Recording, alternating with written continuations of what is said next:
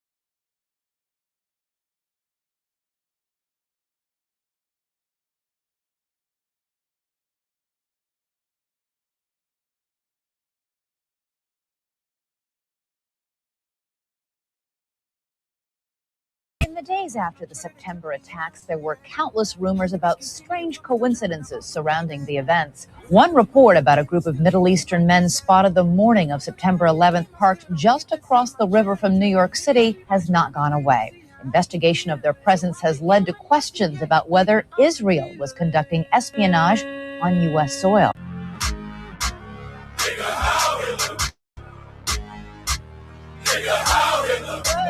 They don't understand the things I say on Twitter. Nigga, how Hitler? They don't understand the things I say on Twitter.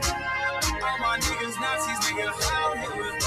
If I don't run your media, someone else will. If I don't edit Wikipedia, someone else will. If I don't limit your reach, someone else will. If I don't censor speech, someone else will. If I don't blow up your kids, someone else will. If I don't attack U.S. ships, someone else will. If I don't steal your things, someone else will. If I don't run pedo rings, it's not my fault that I have to do this. You only pick on me because I'm Jewish. Stop being a jealous loser and go get a job. The worst person. His name is, what the hell? How did he ever end up in Kentucky? His name is Thomas Massie.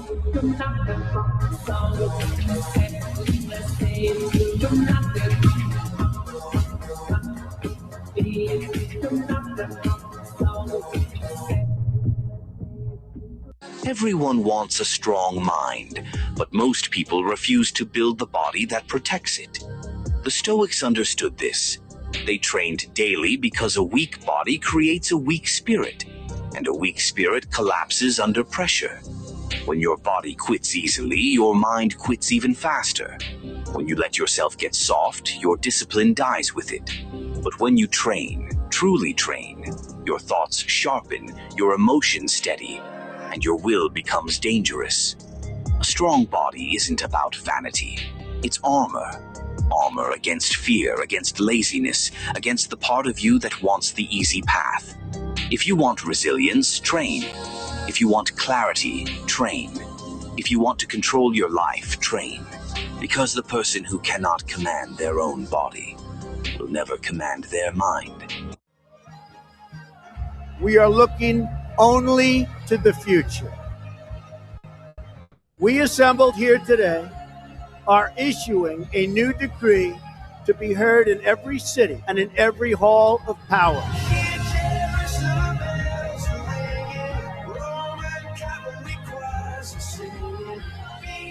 From this day forward, a new vision will govern our land. From this day forward, it's going to be only America first.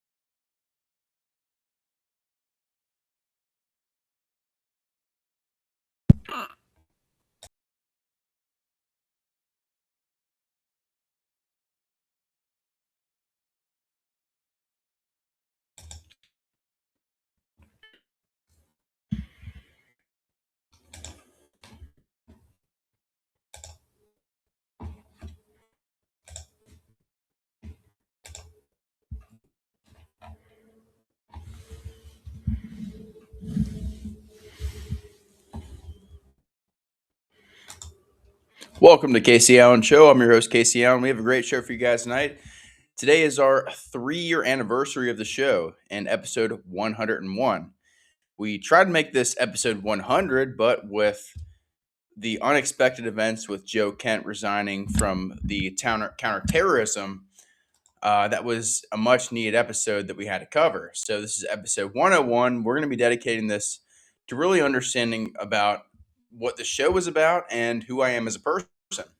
Because a lot of what we talk about is, as you guys know, is current events. It's news, politics, the most black-pilled things that are going on in the Trump administration. But today we're going to focus this on me as a person, not to be narcissistic, but I think it's important that you guys know a little bit about myself as the host of this show, going forward in the future, and really just knowing, because like I said, we really haven't talked about much of myself. It's been more of the crazy events ever since we started this show in March of 2023, which, like I said, it's 3 years from today. This is under Biden's regime where we started. So from here to now, a lot of chaos in 3 years, as you can imagine. Not the most ideal time to start a show, if you know what I mean. I mean, you're talking about some of the hardest times in this country, most uncertain times in this country, elections, COVID, BLM, J6, a lot of that stuff. So literally, very crazy times. So not a lot of time to really talk about myself as a person. I mean, I'm not joking. 101 episodes, 100 episodes. This is 101. But prior to this, we've literally just covered what's happened in the news. Geopolitically, we've even done a lot of interviews. As you see in our recent post, 19 guests out of our 100 episodes. A lot of live streams. We're covering debates. We're literally covering everything. We're staying on top of it, and especially in 2026, because we're going to be on top this year. This is the goal. We're going to be one of the top YouTube channels in this entire year when it comes to political commentary. That is exactly where we're headed. So before we get into the show, make sure to follow us on all platforms. That's at Casey Allen Show. We're primarily on YouTube, as you guys are watching us right now. YouTube.com at Casey Allen Show, Rumble.com/Casey Allen Show, and X.com/Casey Allen Show. You'll see all of our shows on there. And if you want to see our short form content, if you like clips and all that, you can find our show on TikTok.com/Casey Allen Show and Instagram.com/Casey Allen Show.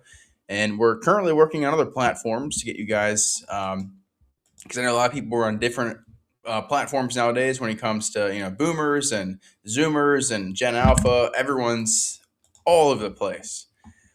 So we're trying to get it to where we can include everyone and get all sort of demographics into the show in some way whatsoever. So that's the goal. And obviously, if you guys have seen our donation channel, you can go to locals.com and you can find our show on there. Donate $3 a month, keep us independent, or whatever amount you want to. It's a really lucrative platform. Not really a big fan of the owner, Dave Rubin, so we might be changing donation platforms in the future. But for now, you can gladly donate to our show on Locals. We've received many donations this year from independent, really just like independent watchers of the show and fans, and which I really appreciate. I love all you guys. And we're not reliant on corporate media, corporate advertising. Again, we have no sponsors. We are seeking some, though. If you guys are a conservative or a really right-wing brand, that's something I would agree with, a product that I would use myself, I would be happy to negotiate terms. But I'm very picky. I'm very particular, as you guys know. I don't take money from anyone. I'm very, very particular because I believe in myself. I believe in the America First movement. And I believe in America and putting this country right and putting this country first. But with that, growing a platform, you'll have a lot of times where you get offered deals, which I have myself, foreign, domestic. You're talking simple things like, coffee deals or promote this product, promote this T-shirt. I've turned down like 99% of those. I actually don't even think the only deal that I've accepted, which I'm not getting paid anything for, was just a simple affiliate of Social Site, which is an AI platform, which I'm partnered with right now because I believe AI is the future. And if you're using it in the right way, you can especially make it to where if you're a content creator, you can have, the utmost realistic artificial intelligence generated content, via shorts, via maybe even 1 minute long, plus or could even be like a movie. I mean, AI is so great nowadays. So if you guys are on, some sort of AI, content creation realm, definitely check out Social Site AI. Is a great platform. You can basically get anything you want out of there. I'm telling you, I use it for all my shorts. Great company. It's even integrated with Grok AI, which is Elon Musk's company. So I definitely encourage you guys to check it out. And if you're a content creator or you're just simply wanting to, create something out of your own volition, just to be creative, check out socialsite.ai and get started today for free. So also, this is pretty crazy because, a lot of people have not really realized in the past couple of years under Trump, especially under Biden before that, we've really seen like free speech in general be to a level we've never seen before. And we're talking about, people that in 2021, after Trump was banned, completely lost their platforms, especially after J6. And then again under Trump, we've actually, the one thing I'll potentially, don't know if it's directly credited to him, but people around him, and at least him taking presidency, we've seen more free speech. We've seen more free speech on X, Instagram, which has really changed the Overton window and the narrative overall, especially with Gen Z and Gen Alpha, who really do not see Israel as an ally and do not think that it's good to increase national debt. I mean, so it's really good. We're seeing a lot of transparency with information here, and I think it's because people know that banning someone, censorship, doesn't work. It simply just makes people more popular. So that's exactly what I think about the censorship topic. But back to exactly where this podcast started, because I know we're talking about a lot here. But in 2023, in March, you were talking 3 years ago today, I started this show, the Casey Allen Show. And it really was actually started as the Casey Allen Outdoor Podcast. It was literally just an outdoor podcast with no studio. I believe the first 20 episodes or 18 episodes were just an outdoor podcast, like completely unprofessional.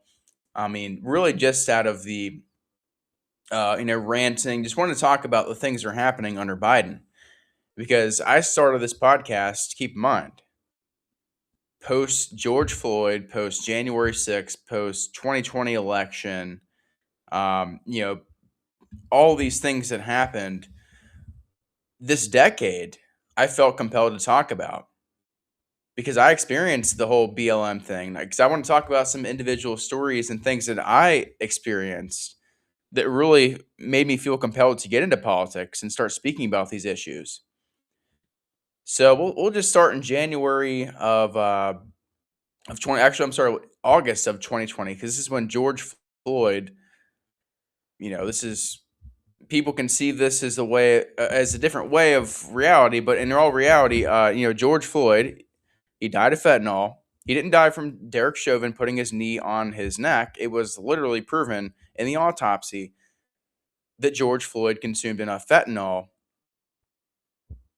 to where he should have not been alive. And especially with any pressure, with any sort of way to increase your heart rate, that itself will likely lead to death.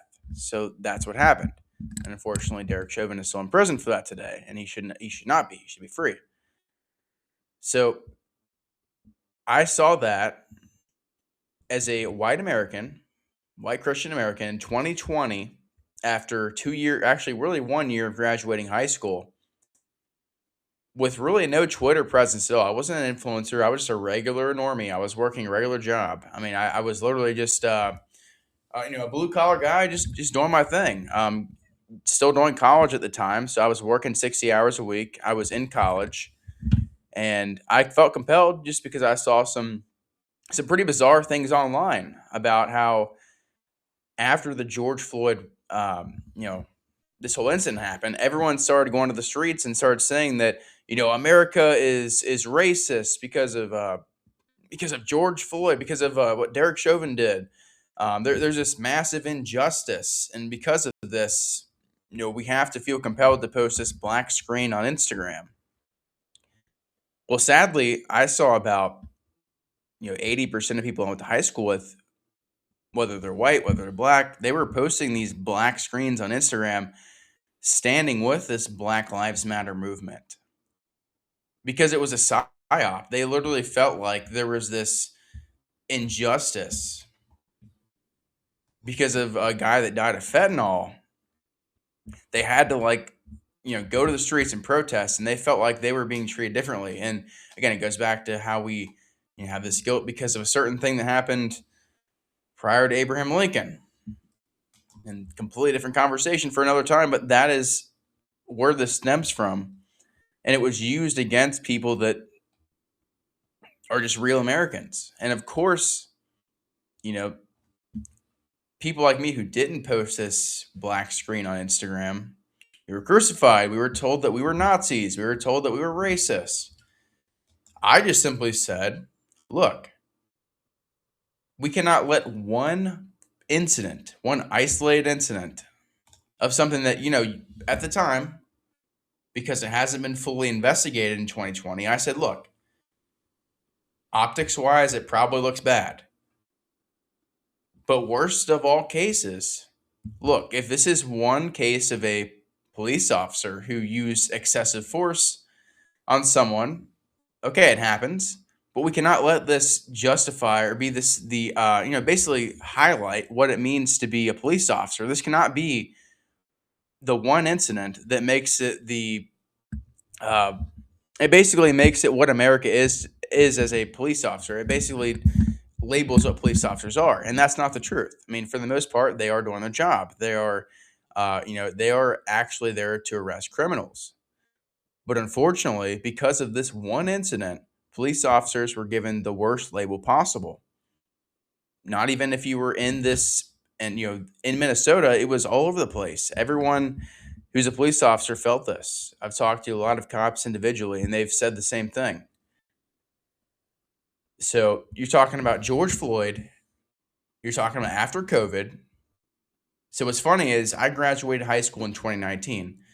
COVID really hit the year of 2020, the graduating class of 2020. You're talking about the people that graduated right after me. So I was already in college. This happened. It was funny enough, I was actually in Fort Lauderdale during spring break, and all of a sudden everything started closing down. Bars, stores, and I went without water for 2 days. Crazy enough. They literally closed everything down when I was on spring break in 2020. This is in March. And yeah, I went home. We thought we weren't even going to make it home because of, because of the pandemic and the uncertainty of whatever the hell was going on. So I ended up going home, and then the next couple of years I worked very hard at a specific job. I'm not going to say what the job was, but worked like 60, 80 hours a week. And then on top of the whole pandemic thing, never got vaccinated, never at once thought that I had to, take this shot. Still to this day, never even tested positive for COVID. And I feel perfectly fine health-wise. So that was a pretty big adjustment. I mean, you're talking about a couple years of isolation, this whole social distancing thing for Gen Z.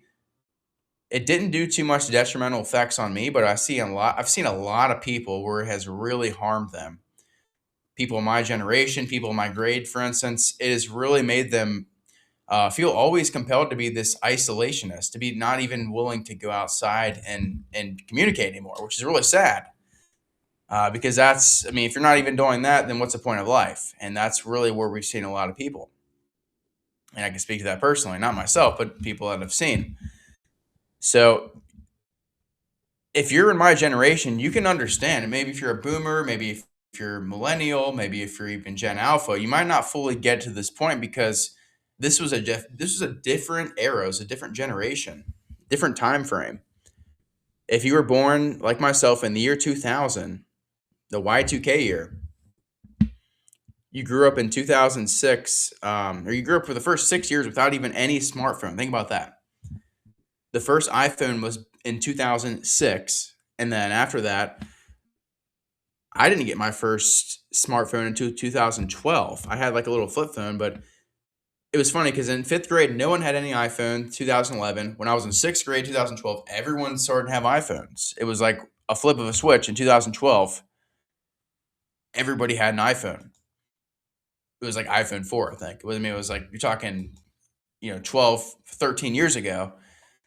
But this is what it was like back then. So you're talking about a generation. If you're in the, I would say the older part of Gen Z, you didn't grow up in this technological era that we're seeing Gen Alpha grow up in now.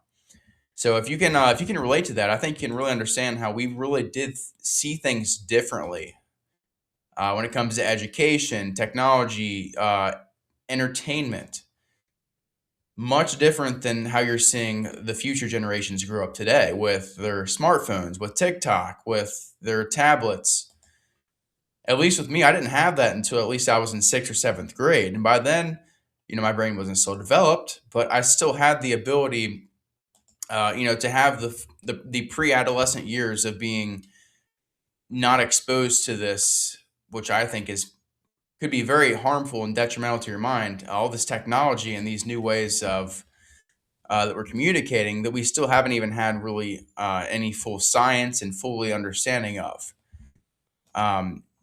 Which again, it's better if you've already had your brain developed to then jump into these things because you're not harming yourself as much, in my opinion. But again, I'm not a doctor, not a scientist. This is all pure speculation and off of experience. But again, this goes back to why I started this show.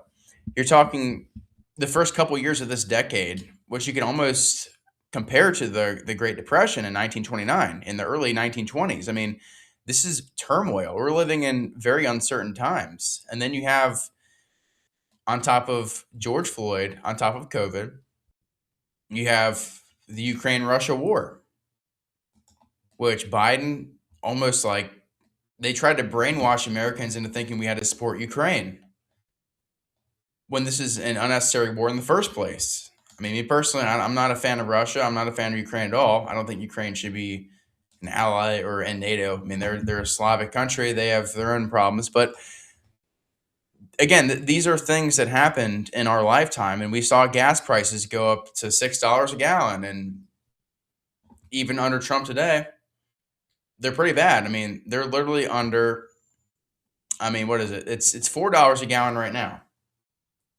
$4 a gallon.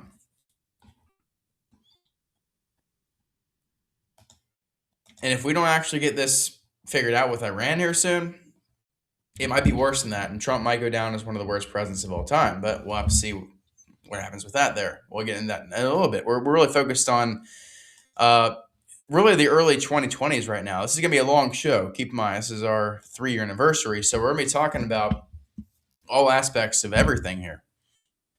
So let's think about this here. So in 2021, after Trump lost the election, which at the time I was working a normie job, I was just on a truck doing my own thing. And all of a sudden I was like, wow, January 6th happened. And this is before there was any blame on Trump. This is like right when it happened on Twitter. It broke news. I was like, they were literally going to blame this on Trump. The left, they were literally put this on Trump, and that's what's going to happen. And sure enough, it did. Sure enough, the speech that Trump made, where he said we're going to peacefully protest because he thought the election was stolen. And his vice president, Mike Pence, who really made the biggest mistake in certifying the election, he should have not certified the votes, which we've seen in previous years that were in controversial elections, but he chose to do it anyways, which is defying the president's orders. So that's really why that started in the first place. And you know what? It broke out pretty bad. I mean, the American people did what they were supposed to do. If the commander-in-chief says our democracy has been compromised and we don't have fair elections, then what else are you supposed to do? My only issue with that now is that with Trump in power, he has not really proven this election to be as fraudulent as he once said it was. We've yet to see any evidence of that. We've yet to see any overturning of that, and he's in power. So that really makes me undermine, or really makes me question what was going on there, because until we see anything else under Trump, which he has the power to do so, I don't know. Was it even really stolen in the first place? We've got to see more evidence, because I really at first think that there could be a chance that was a possibility, because it's hard to believe that many people would have voted for Joe Biden in his freaking basement, a dude that didn't even campaign during COVID when Trump was the incumbent. So again, it's very hard to believe that that was the case, and especially when you talk about mail-in votes, which is so under heavy controversy today. It really does. It really does bring the question as to what happened to that time. But again, if Trump isn't willing to bring it up, if Trump is not willing to be someone that's going to talk about this, it is what it is. The ball is completely in his court. And, if he's not willing to, bring up new information about the 2020 election, if he's not willing to give us anything compelling here, then that's on him. And maybe it does show that there wasn't enough case to be made there, at least within his grasp. So you're talking about those 4 events. You're talking about COVID. You're talking about J6. You're talking about Russia, Ukraine. Even Biden doubling the money supply. People really don't understand how detrimental that was. In 2020, I believe, 2021, during COVID, the COVID bailouts, as they call them, we got those stimulus checks. We literally gave the banks, we gave everyone, all these, Facebook, all these massive companies, all this money. We gave everyone, these 3 different $1,300 stimulus checks. I got one of them. But we also doubled the money supply. I believe there was like $3 trillion in circulation, and we made it like $6 trillion or $7 trillion overnight. Now, at first, we didn't see the effects of that. First, we didn't see effects of inflation, even though it was like 10% under Biden. Fast forward 5-6 years from now, we're really seeing the effects of that. And of course, the Iran war with Trump bombing them and the Strait of Hormuz being shut down makes things even worse. But we've really seen the the collapse of the dollar and of a nation that would once prioritize the nuclear family, and at least having a majority of the population owning a home, having children, and being married by 30 years old. But that's only 12% nowadays. Only 12% of people that are 30 years old and above, 30 years old and below, have a home, are married, and have children. Now, let's go back to the boomers and millennials. You're talking people that were 30 and below, 50 to 75% of them had homes, had children, and were married. Now, you can't say today that people have an equal way of living. You can't say that, because, it's equally adjusted from the wage to inflation, that 1950s living was equally equivalent to basically a 2026 young man or young person trying to get ahead, because that's not the case. Let me put it this way. Before we went off the gold standard, the average American earned per week the equivalent to 1 ounce of gold. Now, in 2026, what is the price of an ounce of gold? It's like $4,000 to $5,000. And in 2026, is the average American earning $4,000 to $5,000 per week? No, they're not. Again, the consequences of inflation, of going off the gold standard, of not having any deflation. These are things that I realized when I was in my early 20s. And I'm 25, going to be 26 this year. But this is like what really red pilled me. It wasn't the Israel lobby. It wasn't the Jews at first. But now it was first really the financial scam of how which again does tie into everything, but like the Federal Reserve, how we created this independent bank or independent reserve that is not able to be controlled by the U.S. government that's in our country, which is completely contradictory to what it means to be an American. We have this, and it's absolutely, it's terrible. And I saw this, and I saw how they've been inflating the currency and destroying the dollar over really since the Federal Reserve existence in over 100 years. And we're now seeing, like, of course, the ways of living are getting worse. Of course, life is getting worse for Americans, for white Americans particularly. I mean, with mass immigration, with rampant inflation, it is getting absolutely detrimental, and you can't even get ahead. And like I said, the whole stat of how 30-year-old people can't even own a home, can't even have a kid, can't even get married. Again, some of these things can be independently controlled, but you're talking about a systemic problem where a majority of people are seeing this, and it wasn't the case not too long ago. And you can't blame the people that are, they're the product of this environment, Gen Z, who grew up wanting to have what their parents had, wanting to have a traditional lifestyle, but with really, for the better, for the worse, it's kind of out of their control, because we've really seen with AI, with social media, with the technological advances in the past 5 years, it's almost so hard for not even millennials, but Gen Z and these generations experiencing and growing up in this life, it's really hard for them to adjust and adapt to this, because no one predicted this. Our founding fathers didn't predict technology to be like this. I mean, again, for the better, for the worse, we are the guinea pigs of this experiment, however this turns out. Again, hopefully there is some sort of positivity to all this, and we do make enough advancements to solve things like, curing cancer, to making humans live even longer, to having a finite understanding about Jesus Christ, and understanding, maybe finding the things like, certain artifacts and certain things that we can actually prove, to have a civilization that's worth living in, and one that has an afterlife. But I don't know if that's going to be the case, because we're being ruled by people that don't believe that. They have no they do not understand that being an American, being a Christian, means putting Jesus Christ first, and it means that we cannot we cannot be corrupted. We can't be corrupted by the powers that be. We cannot be pawns to Middle Eastern foreign wars. We can't be pawns to foreign countries that don't care about Jesus Christ, that literally think he's burning somewhere. We're not going to say exactly where, because we're on YouTube, but you get the point if you do the research. Here's why we started the show again. It's all about free speech, because mainstream media lost its credibility a long time ago.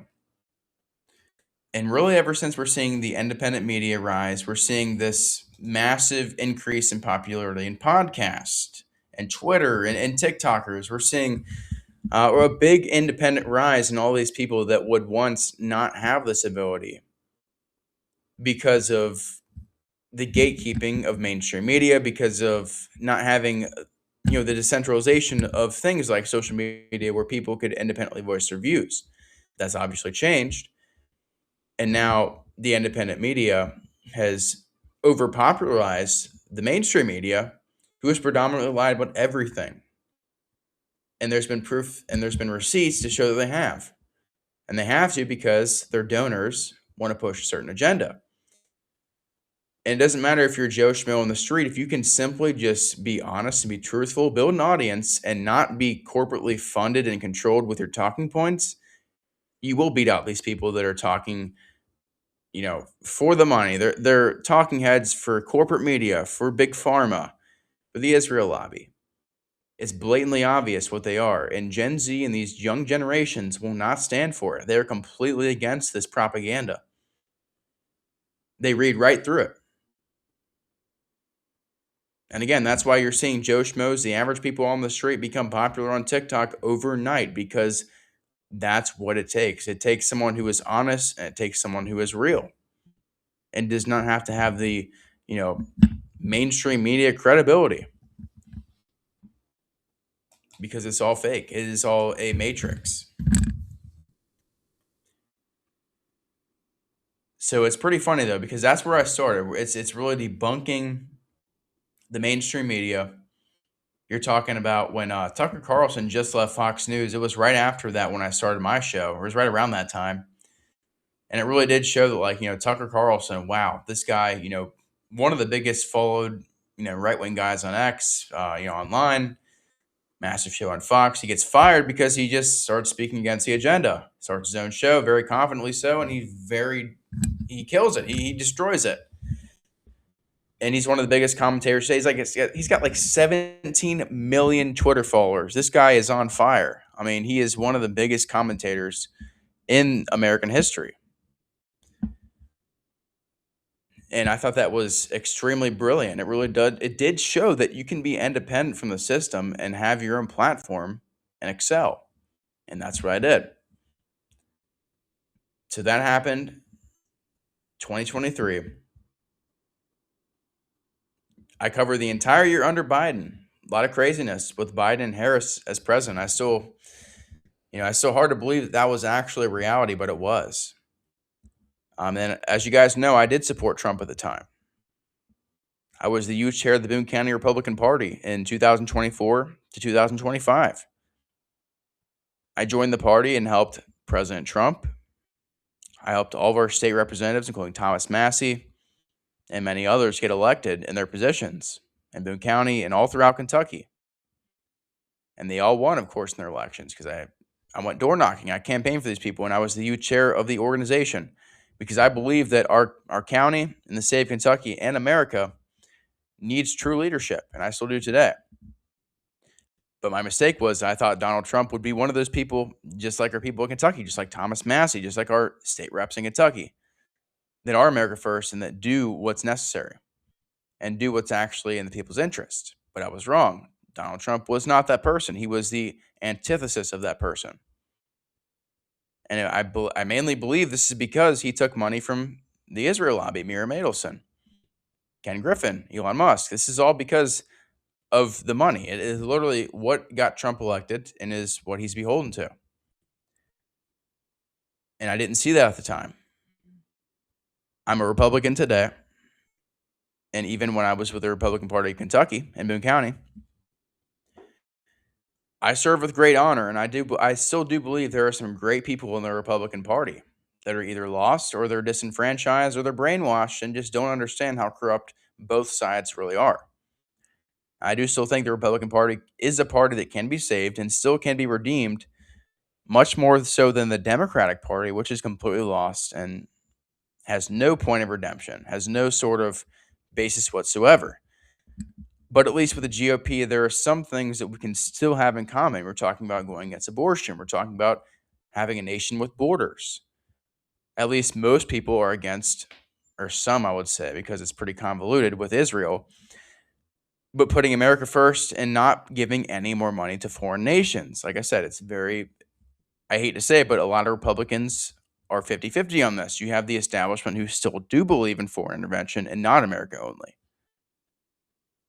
So you're talking about, a completely divided country.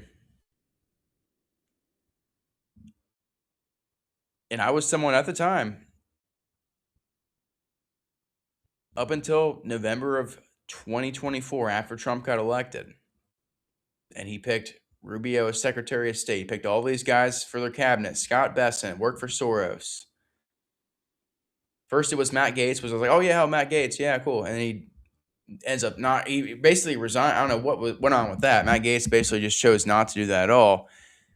And Pam Bondi, who's an Israel firster, she ends up getting the job, which I was like totally despising of. And then Susie Wiles, Chief of Staff, another mistake. Pete Hegseth, Secretary of War, which was at the time was Secretary of Defense. These are all terrible decisions. And again, that's where I started to slowly criticize Trump. And then January of 2025, or February 2025, I started really realizing, because Trump said it, he said they're not going to prioritize mass deportations.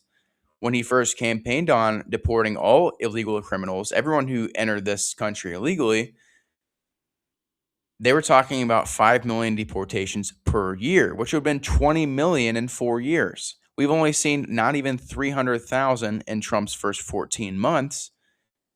And not even that. Literally early on, Tom Homan and Trump said they're not going to even be prioritizing people that came here illegally if they have jobs. Only people that were actual criminals, which again, all of them entering this country illegally are criminals. But they're saying if you enter this country and you got a job and you're settled here and you haven't broken too many laws, and you can stay here and work your job, which I still think is way too charitable. We are a nation that shouldn't have borders, and that's completely going against that. And you're giving a special privilege to those that did not earn the right of being a citizen. They came here illegally. They broke the law as an alien. And now they're expected to just be treated like normal people after they've not done the process of becoming a citizen.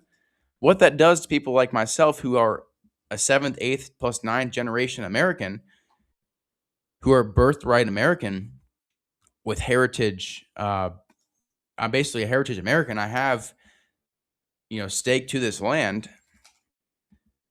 It basically devalues what we are. It takes away the importance of someone like myself who has that cultural heritage.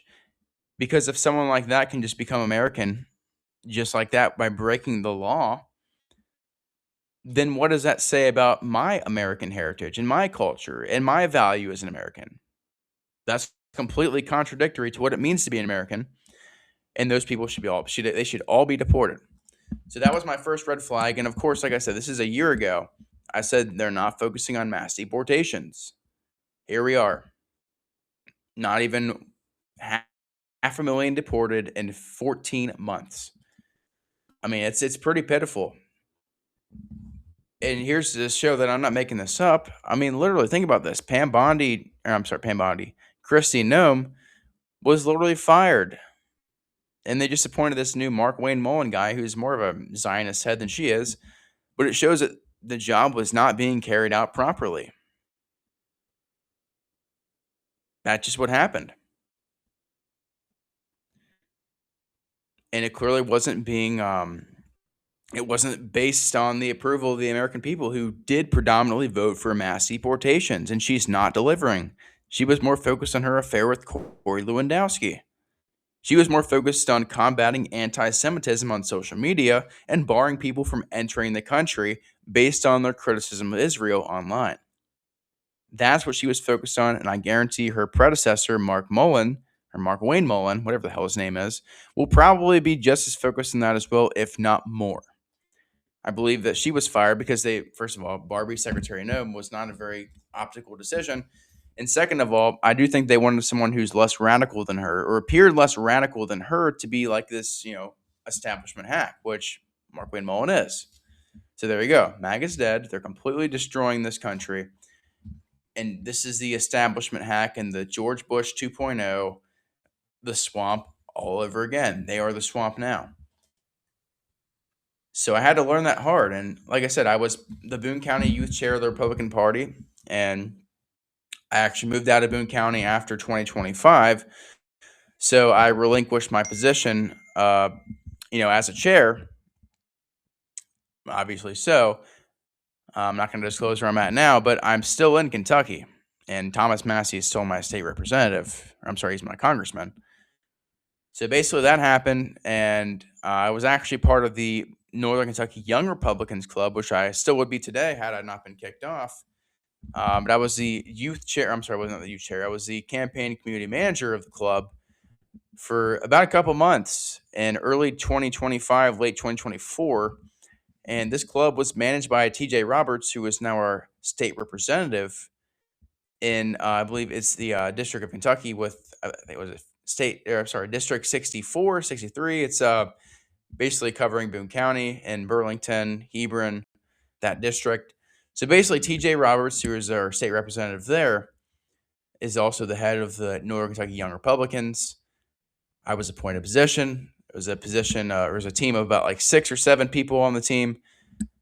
And all of a sudden, because I started criticizing Israel and I started talking about Great Replacement, not really abruptly, they just kind of went back to 3 to 4 years of posts that I had on X to basically label me and kind of set me up as this, rabid monster that needs to be kicked out of their group and their party.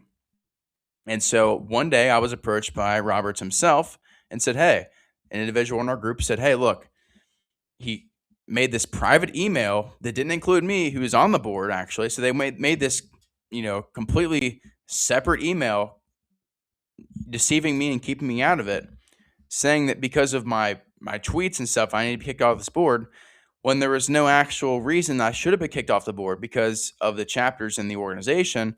I had not violated anything.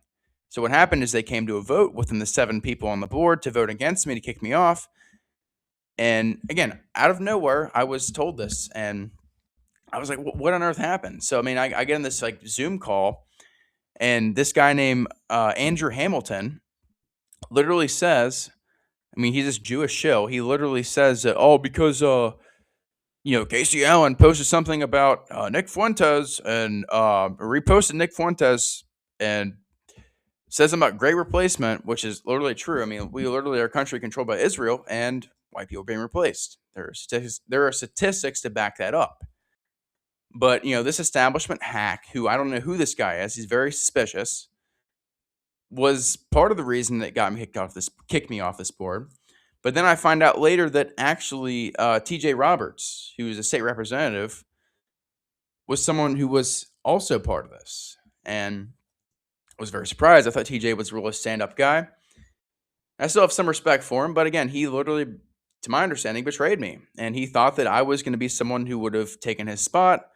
And he basically set this entire thing up like a slimy bastard. So, no, I will never support TJ again. I think he's someone who's betrayed not only myself, but the vision of America first, because he doesn't have the balls to speak out about what really is the problem in this country. He's a social lime cladder. He wants to get to the top by being this like big tent guy. It's obvious what he's doing. It's not going to work because people like myself are going to call him out.